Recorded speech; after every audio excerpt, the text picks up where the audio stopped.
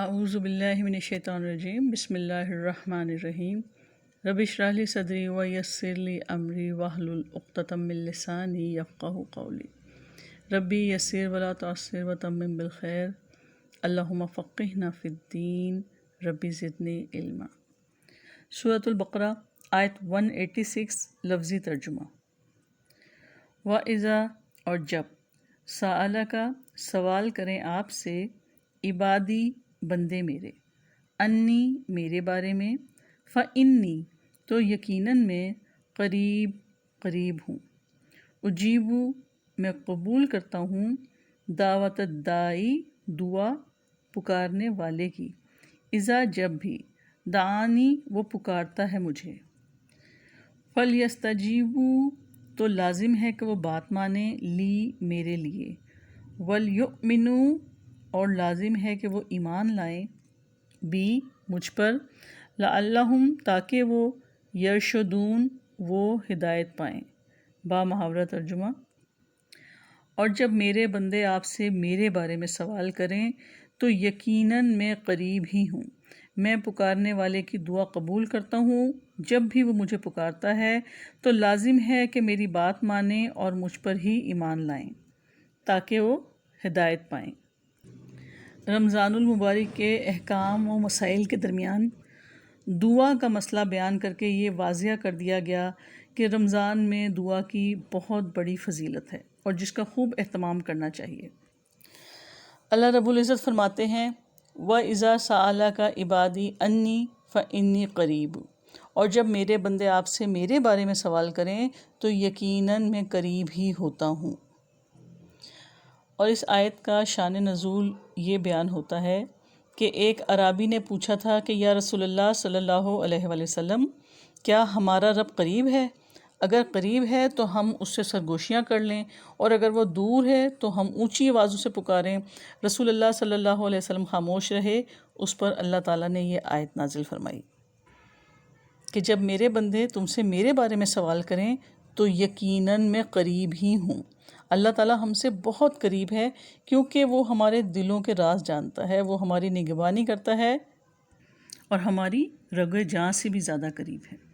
پھر فرمایا اجیبو دعوت الداعی اذ دعانی میں پکارنے والے کی دعا قبول کرتا ہوں جب بھی وہ مجھے پکارتا ہے۔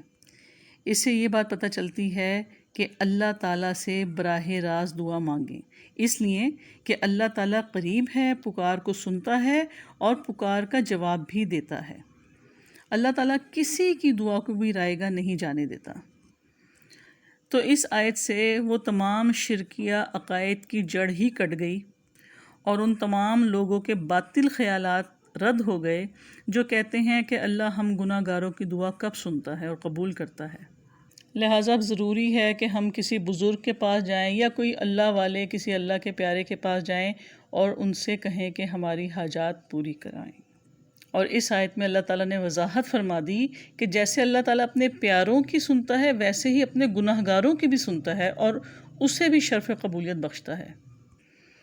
تو اللہ سے دعا مانگنے کے لیے یا اللہ تک پہنچنے کے لیے کسی واسطے کی ضرورت نہیں، کوئی پوپ، کوئی پادری، کوئی پنڈت، کوئی پیر، کسی اللہ والے یا کسی بزرگ ولی کی ضرورت نہیں۔ جب چاہو اللہ تعالیٰ سے ہم کلام ہو جاؤ، کیونکہ اللہ تعالیٰ نے بہت واضح فرما دیا کہ میں تو ہر پکارنے والے کی پکار کا جواب دیتا ہوں جب بھی اور جہاں بھی وہ مجھے پکارے۔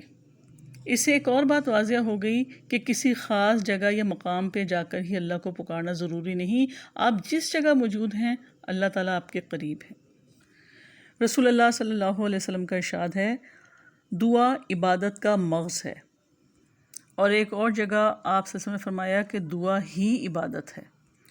سورہ مومن کی آیت نمبر 60 میں اللہ تعالیٰ فرماتے ہیں اور تمہارے رب نے فرمایا ہے کہ مجھے پکارو، میں تمہاری دعائیں قبول کروں گا۔ یقیناً جو لوگ میری عبادت سے تکبر کرتے ہیں جلد ہی وہ جہنم میں ذلیل ہو کر داخل ہوں گے۔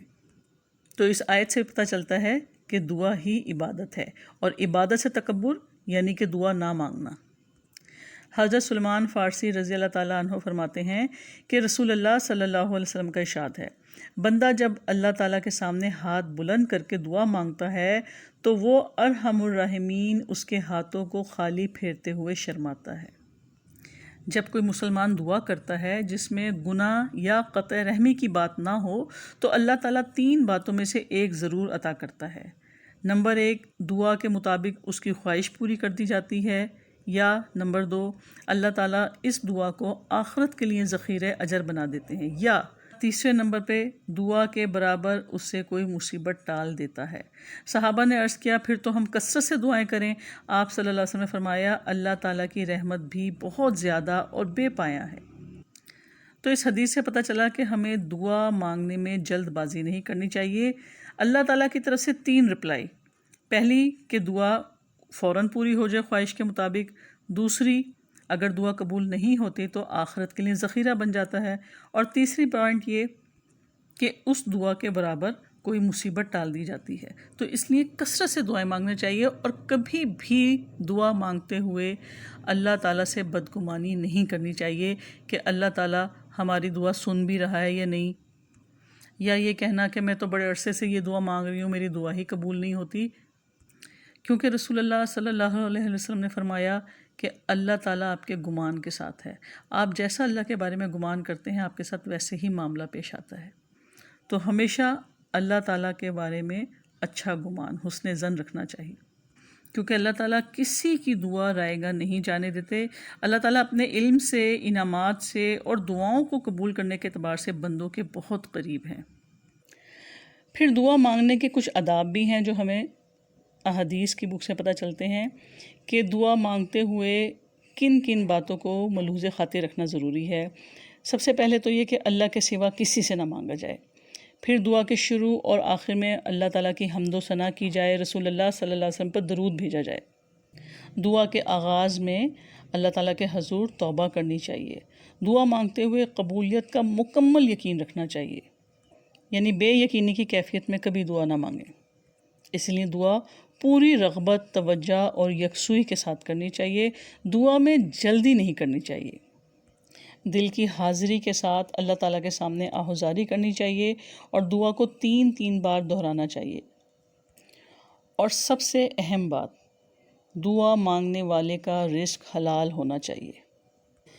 تو جب بھی کوئی جہاں بھی اللہ کو پکارتا ہے، اللہ سے دعا کرتا ہے، اللہ تعالیٰ اس کی پکار کو نہ صرف سنتا ہے بلکہ اس کا جواب دیتا ہے اور اسے قبول بھی کرتا ہے۔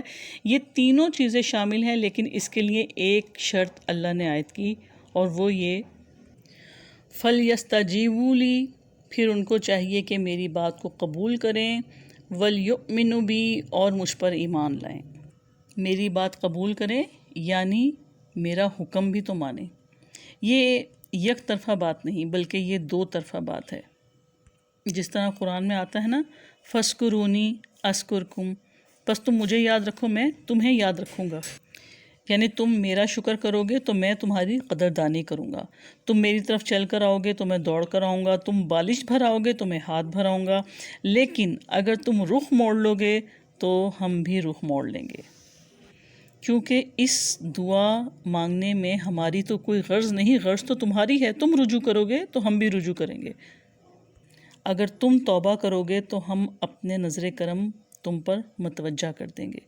سورہ محمد کی آیت نمبر 7 میں اللہ تعالیٰ فرماتے ہیں ان تنصروا اللہ ینصرکم، اگر تم اللہ کی مدد کرو گے تو وہ تمہاری مدد کرے گا۔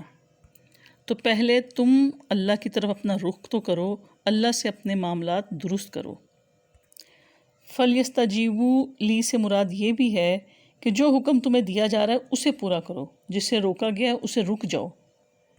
یعنی میرے بندے اگر میرا حکم بجا لائیں، مجھ ہی سے مانگیں، دوسروں سے نہ مانگیں، کیونکہ پکار یا دعا بھی اصل عبادت ہی ہے، اور مجھ پر یقین رکھتے ہوئے مجھ سے مانگیں۔ پھر فرمایا لعلہم یرشدون، تاکہ وہ ہدایت پا جائیں۔ رب العزت کا فرمان، لوگوں کو مجھ سے دعائیں مانگنی چاہیے، مجھ پر یقین رکھنا چاہیے تاکہ ہدایت پا جائیں۔ اس سے یہ پتہ چلتا ہے کہ ہدایت کے لیے جیسے رب پر یقین ضروری ہے، ایسے ہی دعا مانگنا بھی ضروری ہے۔ تو اللہ تعالیٰ پر ایمان رکھنے اور اس کے احکامات پر چلنے کا یہ نتیجہ نکلے گا کہ وہ رشد و ہدایت کی راہ پر گامزن ہو جائیں گے۔ اس آیت سے یہ بات بھی واضح ہوتی ہے کہ اگر ہم اللہ تعالیٰ کے احکامات من و ان تسلیم کریں اور ان کو بجا لائیں، اور پھر جن باتوں سے اللہ تعالیٰ نے ہمیں منع کیا ہے ان سے باز آ جائیں، حرام سے بچیں، جتنا بھی بچ سکتے ہیں حرام کو بالکل ترک کر دیں، تو پھر ہم اللہ تعالیٰ سے زیادہ یقین کے ساتھ دعا مانگیں گے۔ ورنہ اگر ہم حرام کھانا بھی ترک نہیں کرتے، اللہ پر ایمان بھی ہمارا مکمل نہیں ہے، اللہ کے احکامات بھی پورے نہیں کرتے، تو پھر وہی معاملہ ہو جاتا ہے کہ کسی پیر کے پاس جاؤ، اس سے دعا کرواؤ، اسے نذرانے بھی دو، اور تب بھی بے یقینی کی کیفیت ہی میں واپس آئیں۔ تو بندے اور خدا کے درمیان خود انسان کا نفس حائل ہے اور کوئی نہیں۔ ورنہ اللہ تعالیٰ کا معاملہ تو یہ ہے کہ جیسے اقبال نے کیا خوب کہا کہ ہم تو مائل بے کرم ہیں، کوئی سائل ہی نہیں، راہ دکھلائیں کسے، راہ روے منزل ہی نہیں۔ سبحانک اللہم بحمدک، نشہد ان لا الہ الا انت، نستغفرک ونتوب الیک۔ السلام علیکم ورحمۃ اللہ وبرکاتہ۔